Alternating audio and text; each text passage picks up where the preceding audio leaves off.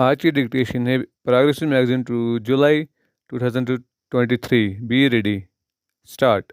I do not know much about international law, but every person who has to dabble in public affairs inevitably comes up against it and has to take the advice of experts.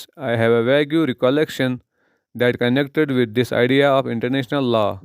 There were at various times in history of Europe concepts like the Holy Alliance and a certain number of countries binding themselves together for various reasons against other countries or other forces which did not go along with their thinking. That, of course, is contrary to the very concept of internationalism. Today, we see certain tendencies of the revival of holy alliances. They are not called by that name, but certain groups of nations function more or less on the basis of the Holy Alliance idea.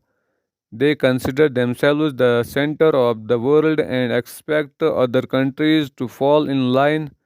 This may have some justification, but it does not put these other countries in an embarrassing position.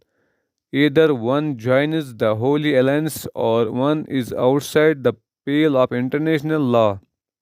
In a sense, the emergence of Asian and African countries as independent nations and this return to the Holy Alliance idea make it important that concepts of international law should be examined closely.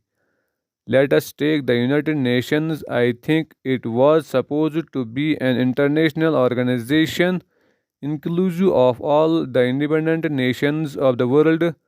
There is a tendency, however, to regard it as something less than that, a tendency which I suppose emanates from the Holy Alliance idea. This, in turn, has affected other problems also. Politicians and statesmen who discuss such problems are naturally influenced by their political approach, and so we do not get what might be called a scholarly objective estimate. Further, it so happens that what we generally get is the non Asian or non African side.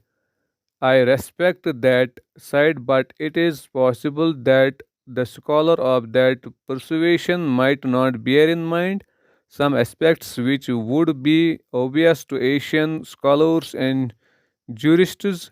Therefore, it is desirable that the various aspects of international law should be considered objectively and in a scholarly manner by eminent lawyers and jurists of Asia and Africa.